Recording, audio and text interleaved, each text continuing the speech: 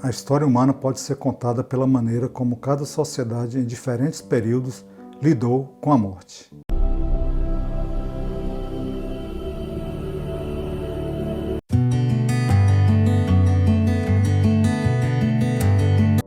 E aí, pessoal? Chegando aqui mais uma vez com o nosso canal Pensar com Liberdade, trazendo até vocês aí mais um roteiro, bate-papo, fizemos aquela análise, observamos, fizemos aqui um resumo. Estamos apresentando para vocês aqui mais esse texto, agora com o nome A Morte Envergonhada, da Eliana Brum. E é claro que eu faço aquele convite bem especial, vem comigo. A história humana pode ser contada pela maneira como cada sociedade em diferentes períodos lidou com a morte. O historiador francês Philippe Ariès escreveu uma das obras mais completas sobre o tema, primeiro num pequeno livro chamado História da Morte no Ocidente e depois em 2 volumes intitulados O Homem Diante da Morte.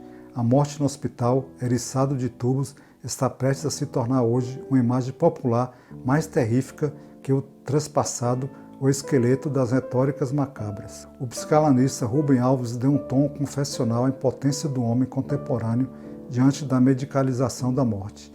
Tenho muito medo de morrer. O morrer pode vir acompanhado de dores, humilhações, aparelhos e tubos enfiados no meu corpo, contra a minha vontade, sem que eu nada possa fazer, porque já não sou mais dono de mim mesmo. Solidão. Ninguém tem coragem ou palavras para, de mãos dadas comigo, falar sobre a minha morte.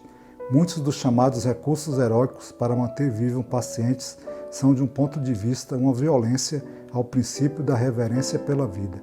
Porque se os médicos dessem ouvidos ao pedido que a vida está fazendo, eles ouviriam dizer: liberta-me, começamos a morrer no exato instante em que começamos a viver. E hoje estamos mais mortos do que estávamos ontem. Mas nesse momento, mais do que em qualquer outro período histórico, nós, homens e mulheres do Ocidente, vivemos a morte como uma experiência marginal. Ela se passa, de preferência, oculta dentro do hospital. E quando perdemos alguém, nossa dor deve ser superada rapidamente, de forma asséptica, como um procedimento cirúrgico, sem muito barulho e sem perturbar os amigos. Pela lei, se perdemos um parente direto, temos direito a nos ausentar por 3 dias do trabalho. Quem casa tem 5. Quando nasce um filho, a licença é de 120 dias para a mãe, como se chegou à conclusão de que 3 dias de luto é suficiente. Porque 2 é pouco e 4 é demasiado. Seria o primeiro dia usado para enterrar o morto, o segundo para limpar os armários e o terceiro para chorar? E depois, a vida continua? Hoje a morte e o luto são tratados com o mesmo pudor que os impulsos sexuais há um século. A interdição do sexo na era vitoriana fora substituída pela interdição da morte no século XX. A morte teria se tornado obscena e feia, e portanto deveria ser escondida. E o luto circunscrito ao âmbito privado. Passara a ser tão secreto e individual como a masturbação. Tornou-se deselegante sofrer em público por algo tão de mau gosto como a morte, com a desculpa social fornecida pelos outros, não por nós, de que precisamos de solidão para lidar com a perda.